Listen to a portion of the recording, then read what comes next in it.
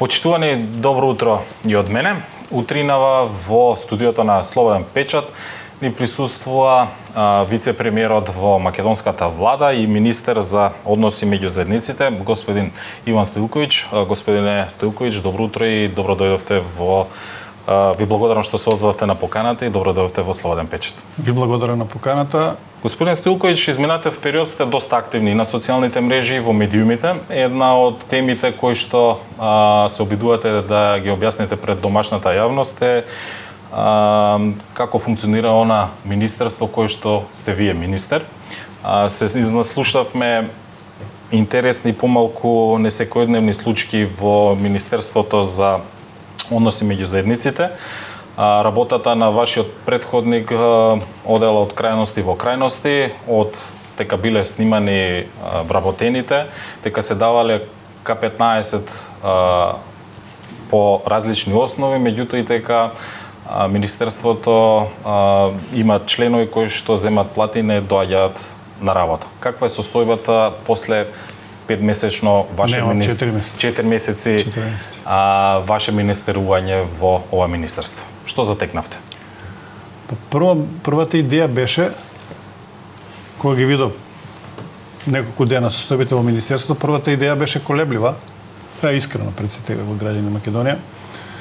Дури мислеви и на многу сериозни отстапки во приказната како што се публикување, затоа што тоа што видов таму не наликуваше ниту на министерство, ниту на државна институција, туку наликуваше на една приватна фирма во распад. И покрај првата таа колебливост, сватив дека како сериозен човек кој се зафатил со сериозна работа, дека мора да одговорам на своите обврски. И после 4 месеци можам да кажам дека малку ми е непријатно за себе да зборам, меѓутоа успеав да направам неколку елементарни работи или она што по жаргонски јазик може да се каже го скоцка министерството на подобар и посериозен начин. Вработените почнаа полека, но сигурно да ги почитуваат своите работни обврски, што не беше случајот претходно. Во работата на Министерството ги исклучи скоро сите државни институции вржани за ревизија на претходното работење. Моментално имам адхок ревизија од Министерството за финансии да констатира тоа што сме сработеле во изминатиот период за овие 4 месеци и за она што треба да сработиме, што не сме успеле да го сработиме, а не заради тоа што не сме сакале, туку затоа што состојбите се во Министерството се такви, тоа е на некој начин седиште на Демократската унија за интеграција и вработените се скоро сите по политичка припадност таму. Каква е етичкиот однос во Министерството? Само да завршам, значи не доставуваат на време на документи, има обструкција во работењето, до одредени документи не може да се дојде, мора многу да се чека, многу да се работи. Така да тој аспект има работи кои се уште не се завршени, меѓутоа до крајот на годината идејата е да се скоцка до крај Министерството, да се смали бројот на вработените до максимум, да се испочитуваат законските обврски во однос на работните односи кои не доаѓал согласно законот да се сноси консеквенци. И на почетокот на идната година, бидејќи буџетот е веќе во, да не кажем, во финална фаза во собранието и во последната фаза имаме сериозна приказна која се однесува до работа на Министерството, а испочитување на нашето барање за работа со невладиниот сектор на помалите етнички заедници. Тука ќе има сериозен напредок.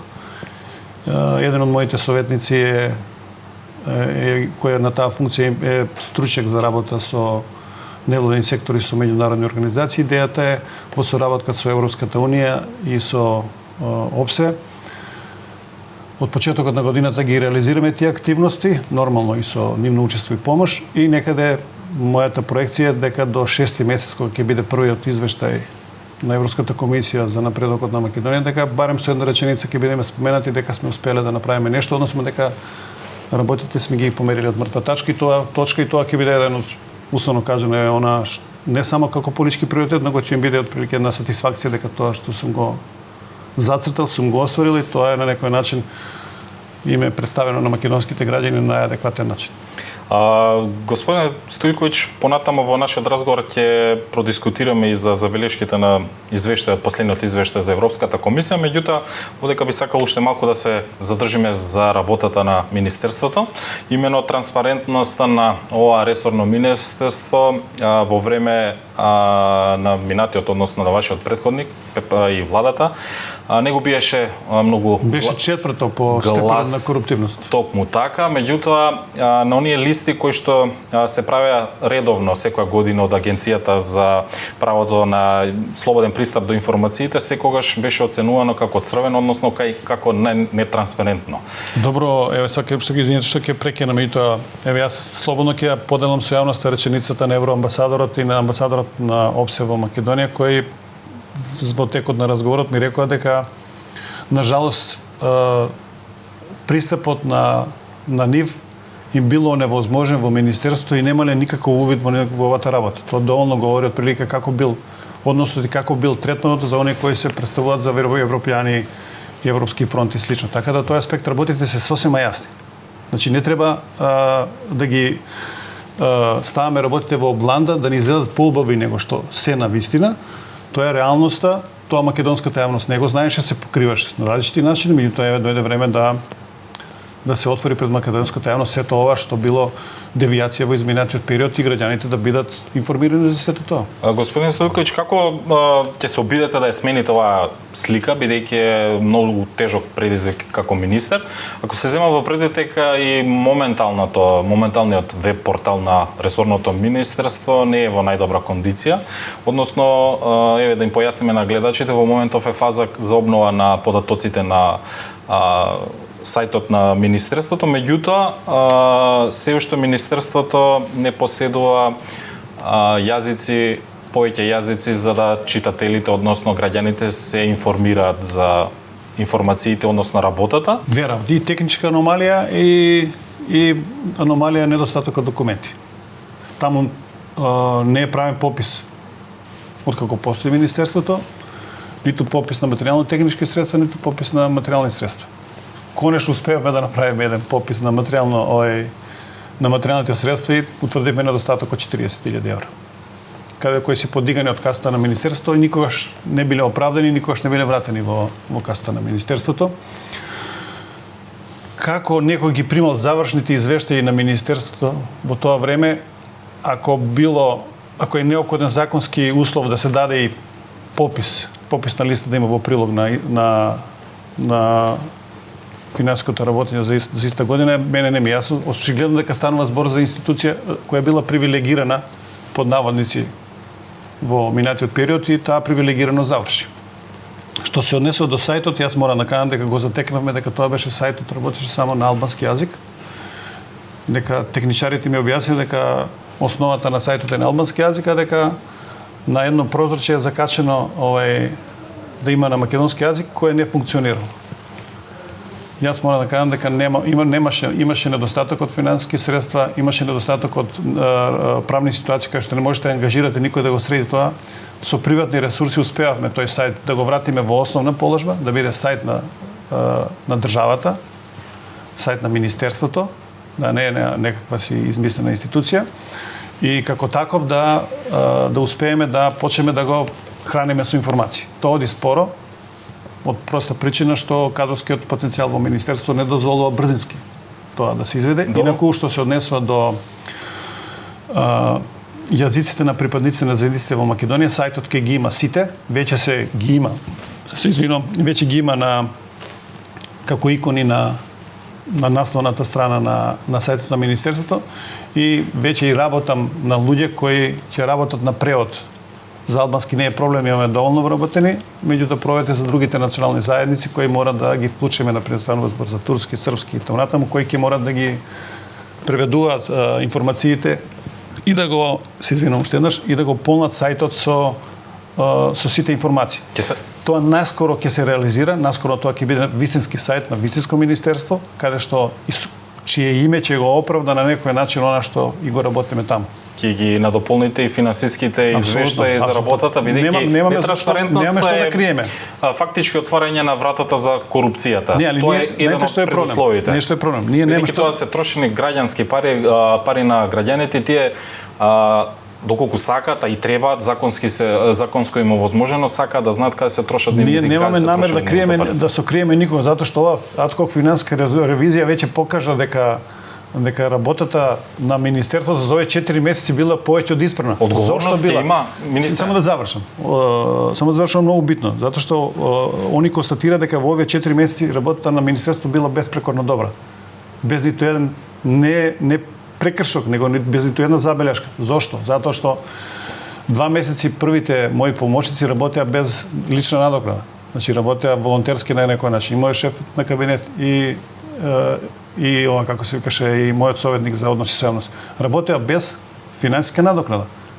Јас се уште немам никакви трошкови направено на сметка на Министерството, осим она што било морално во одредени позиции, дури сам ги плаќа сметките на одредени патувања. Така да тој аспект ситуација за ова време кога сум министер е сосем различита од она што било претходно. И сега зошто би ја криел некого кој правел финански малверзации и трошил државни пари ненаменски, а сигурен сум тоа дека трошел ненаменски. Што е ненаменско трошење на пари? Значи имаме 2 тендери минатата година по 1.200.000 денари у некој си кебапчилница. Ја не знам сега. Уствари на 2 тендера биле. Еден бил за кебапчиња, најверојатно другиот бил за плескавици. Сега колку успеав да разберам од тендерската документација и не може да сватам како некој може тоа така да се однесува со народни пари. Ќе се повикате ли на одговорност, односно ќе ги информирате ли надлежните институции за да се увиди кој трошел пари за кебапчиња, за патни трошоци и каде се завршувале овие пари на граѓаните? Се што е констатирано, постоја соодветна документација која е проследена до надлежни државни органи. Се надам дека некои од нив ќе имаат и завршници. Министре, она што вие спомнавте, а не стигнав да го добесам во првото прашање, колку било тоа на некој начин ајде да не кажам безобразно волунтаристичко однесување. Знаете како? Во Министерството се делал К15 и на оние вработени програмата К5.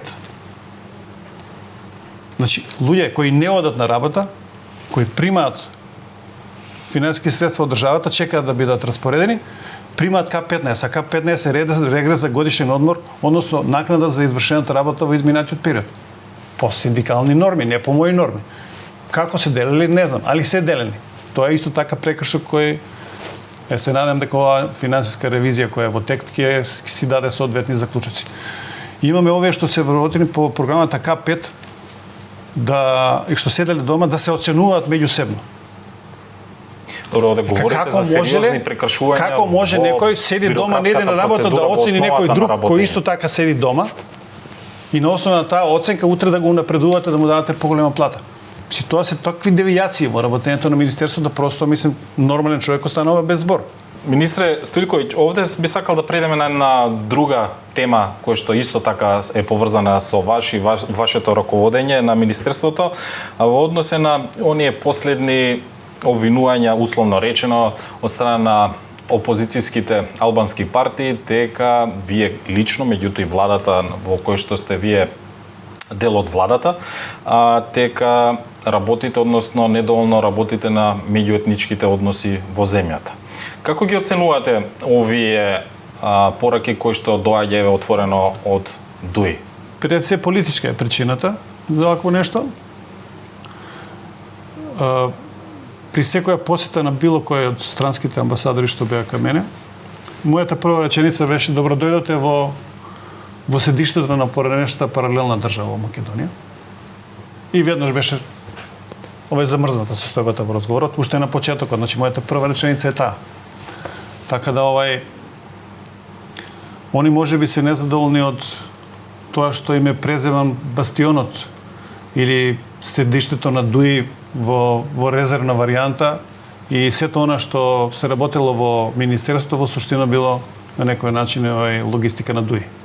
Една политичка партија, од една политичка партија скоро сите вработени, сите ресурси тука, неограничена моќ, недоаѓање на работа, непочитување законски обврски од областа на работни односи, така да едноставно И сега доаѓате во ситуација, доаѓа некој кој треба да завоведе ред во министерството и нормално реакциите ќе бидат такви какви што се. Јас го спомнам како пример, ќе го повторам. Ги гледам пред некој ден во собрание, тука беа пратенички прашања, некои пароли изнесуваат, а двајца или тројца од тие ги има на списокот од 40.000 евра кои ги подигале и кои никогаш не ги вратиле во касата на министерството, така да. Добро, кои се знаете како со можете да ги соопштите сега во си има државна, си има финансиска полиција, си има главно министерство, нека си ги соопштат, документите им се достапни, дадени им се. Се со датум, кој потпишал, кој зел пари, се каса прими има, значи не можете документација се да избегнете никако. Така да се правдате со така наречени европски вредности, а во суштина спроведувате бандитарија отворено. Имено Дуи, односно нејзиниот лидер Али Ахмети изминатиот период се обрати до меѓународната јавност со писма кој што беше упатено меѓу другото и до премиерот Христијан Мицкоски, во кој што се наведуваше дека токму со овие две забелешки од негова страна се укинува духот на Охридскиот рамковен договор, а министерството кое што раководите е всушност потекнало од Охридскиот договор. Како и зошто се овие напади конкретно упатени кон вас? Дали мислите дека сте како член на етникум од српската заедница или пак тоа е политиката на опозицијата во овој момент? Оните да сокријат дека има проблем со србите или со некој србин што конечно влегол во владата на македонската држава, тоа го пренесуваат со некакви други напади и други оправдувања, меѓутоа суштината е тоа дека Срби не може да биде на ниту една одговорна функција во Македонија затоа што тие сметат дека на нив им припаѓа се. Што е малку проблематично како размислување прво, а после сето останато. Она што е многу битно за граѓаните на Македонија и да ми се објасни отприлике позадината на сето, пошто сето ова има позадина, и тука не се само оценките на Уставниот суд за двата закона, три се. Првиот е закон за езиците, вториот е балансер и третиот е закон лек специјали за вработување по програмата КП за неселективно вработување пред се кои искористен за припадниците на албанската заедница во Македонија. Колку јас ги загрозувам правата на албанците и од Охридскиот договор, ќе ви кажам само дека дури писмено се обратив до Уставниот суд на Македонија да не навлегува во оценка на лек специјали затоа што остана уште 97 за распоредување до 31.12 дека да не направиме проблем, Уставниот суд да ја укине да го укине законот, да го прогласи за неуставен, да не морам да потпишам отказни решенија за скоро 100, да бидам прецизен да не импровизирам, за 194 припадници на албанската заедница. Тоа е нарушување на меѓуетничките односи на рамковниот договор, а не заштита. Тогаш овие нека повелат и нека продолжат да напаѓаат, меѓутоа јас имам уште многу аргументи во ракот на таа тема. Дали со укинувањето на балансерот фактички ќе се изгубат и правата на другите заедници во Македонија за вработување, говорам овдека за србите? Па знаете како? Они се изгубени со балансерот. Сега сите прашуваат како сега. Знаете, кога сакате да направите било каква турлитава во своето работење и да ги избегнувате законските норми, ќе измислите некакви си приказни кои ќе ве оправдат. Така беше со многу други, така и со балансерот. Балансерот беше алатка за некритичко вработување на припадниците на една политичка партија, а тоа е Дуј. И тоа кај мене во министерството може да се објасни на многу прост начин. Министерството има систематизација за 2700 вработени. Знаете како?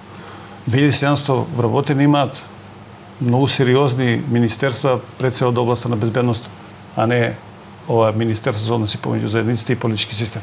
Што е просто неверојатно како некој може да замисли дека може да направи така систематизација. И таму некритички поминале еден куп припадници на Дуи кои се распоредени по државните институции. Е сега, како нешто што е злоупотребувано на така ненормален начин, може да го загрози вработувањето на нормален начин, односно разрешување на принципот на соодветна и правишна застапеност не само преку национална припадност, туку и преку одредена професионалност. Затоа што, например, кај мене во министерството за 4 месеци јас успеа да пронајдам 20 на луѓе на кои можете да сметате стручно и професионално. Останатото се партиски војници. И сега, Укинуваме балансерот и се жалиме зошто балансерот е укинат. Па заради непрофесионалност на администрацијата, затоа што администрацијата не може да функционира, а кога не функционира администрацијата, не може ни државата да функционира. И тука работите сосем јасни. А дали и како ќе се разрешава проблемот со соодветната и правиш застапеност? Ќе се бркаат ли од работа нестручните според новиот закон за правична застапеност? Или ќе се дообучуваат? Кој е вашиот став во Не, па тоа беше главното обвинување претворење дека сега дошол Srbin од ќе ги стара албанците. Еве тоа не се случува. Сега како тоа пак ќе го прават? Сите што се нестручни и неквалитетни, очигледно дека се терет и товар на администрацијата. Според законот за работни односи немате право никого да истерате од работа ако редовно си ги извршува своите законски обврски без оглед на неговата способност. Пораките кои што ги слушам изминатиот период од лидерот на албанската опозиција Али Ахмети дека ако се чепне во законот за јазиците ќе се кренат на нозе сите албанци. Како ги коментирате? Може да го преведам ова? Слободно. Ќе предеме како мачиња само да се вратиме на власт. Не очекувате некакви ескалации на односите меѓу заедниците во земјава, протести, радикализација и слично? Мислам дека без претерување ја дадов вистинската дијагноза. Они плачат за власт, плачат за заштита која би ми ја донел евентуално власта во која би се вратиле, така да тој аспект. Се тоа другото е политички фолклор. Во новонастанатата состојба секоја дестабилизација на политичка Македонија ќе биде жестоко санкционирана од меѓународната заедница. Ако не им јасно, нека се обидат да видат што ќе им се случува. Кои се клучните надворешно политички насоки кои власта ќе се стреми да ги преземе во периодот што следува, ако се земе во предвид изборите во Бугарија, уставните измени, меѓутоа и новото раководство во САД? Каде ќе се позиционира Македонија и што се очекува во однос на уставните измени и оние рокови кои што ги слушаме за исполнување кои што доаѓаат од Брисел? Нема никакви рокови во овој момент. Односно, има рокови, они се поменати. Така да отворен е нов политички процес.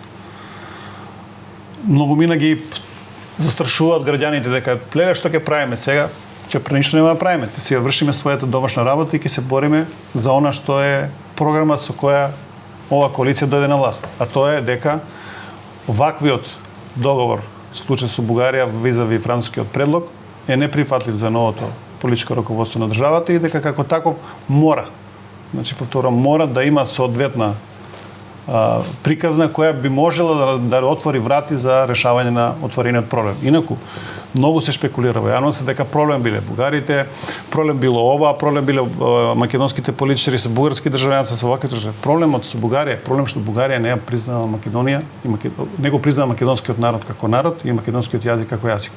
И тука е основната причина за која негативно, толку негативно расположение на македонската јавност кон решавањето на овој проблем. Не постои ниту еден друг проблем. Инаку, во спротивност, вратувањето на бугарите во уставот било техничко прашање за кое еве јас прв би се залагал. Не очекувате дека сите овие пораки кои што дојдоа од видни челници од Европската унија за меѓу другото беа наведени во европскиот извештај за што поитно внесување на бугарите во уставот ќе се случат наскоро? Не, и мислам дека е нереално таквото очекување. Знаете како бриселската номенклатура, односно бриселската бирократија се функционира по одредени шеми и принципи. Океј, тие шеми и принципи ги знаеме, меѓутоа врз основа на тие шеми и принципи македонската држава досега доживеа некако сериозни потреси однатре. Така да новата политичка власт во нашата држава не е спремна на некои работи и тоа јавно го има соопштено на Европската унија уште пред почнувањето на парламентарните избори минатата година. Ова го знам затоа што бев директен учесник во преговорите кои ги водеше ВМРО да помане нашата коалиција со представниците на меѓународната заедница, со министри за надворешни работи кои тогаш доаѓаат и како директен учесник можам да ја кажам дека на време е соопштено тоа. Така да ова е старо една година. Очекувате некакво приближување на односите со Христијан Мицкоски како првиот човек во државата се определи да гради добрососедски односи со сите и да работи на евентуални корекции кои би можеле да го отворат патот за отворањето на или добивањето на датум за почеток на преговори со Европската унија. Ве следам на социјалните мрежи, тамо објавувате слики. Една од поинтересните кои што ги објавивте изминатиот период беше ваша илустрација за председателот Трамп, за неговиот избор и повторното враќање во Белата куќа. Од друга страна, негувате, односно во јавноста сте познати дека негувате Путинист. добри врски со Москва, дека пред изборите бевте и квалификувани како русофил, кој што овдека ќе шири руска пропаганда, независно од тоа дека станува збор за НАТО земја членка. Каква е глобалната слика во однос на вашето гледање во однос на изборите во САД? Дали ќе има Прво вака да рачисиме, првото прашање е многу битно, па после вториот така продолжам. Јас не сум ниту трампист, ниту путинист, јас сум, ајде да кажеме, не сум про-путинист, ни про-трамповист, јас сум про-Мицковски. Јас сум член на владата и дел од кабинетот на председател на владата Христијан Мицковски и само на тој начин може да се разговара кога станува збор за овие теми. Значи, интересите на граѓаните на Македонија, интересите на припадниците на српскиот народ, чим припадник сум во нашата држава, така да ја немам никаков проблем. Јас реков дека ние сме многу мали во глобални размери и дека личните комуникација со луѓето кои се во првото окружување на Трампот може сериозна. Јас во шала, меѓутоа и полувистински реков дека единствениот Македонија кој што комуницирале со еден многу близок човек на Трамп бил председател на владата Христијан Мицковски и дека јас неформално се запознав со човекот во една прилика во Белград, така да тоа се реалните состави. А со Путин си имате запознаено? И со неговите блиски соработници? 3 пати си имам сретнато со Путин, не е тајна. Па овие западните политичари со Путин се сретнали најмалку по 300 пати, мислам што е сега проблемот. Приватните ставови, понекогаш или како ставови на представител на политичка партија, да, се различни од ставовите на владата, ставовите на ВМРО, да помнеме ставовите на Влен и така натаму. Тоа е природна и нормална работа, затоа што ќе чуете дека Влен е еден куп овие приказни во извади во политичкиот живот кои немаат врска со владината програма во владата со која учествуваат, јас се уште немам извадено ниту еден. Ви благодарам, господин Стојковиќ, уште еднашка за вашето гостување во Слободен печат. Почитувани, тоа беше вице-премиерот и министер за односи меѓу заедниците, господинот Иван Стојковиќ, со кого поразговаравме изутринава за оние актуелности кои што ги интересираат граѓаните. Ви препорачувам да останете со програмата на Слободен печат.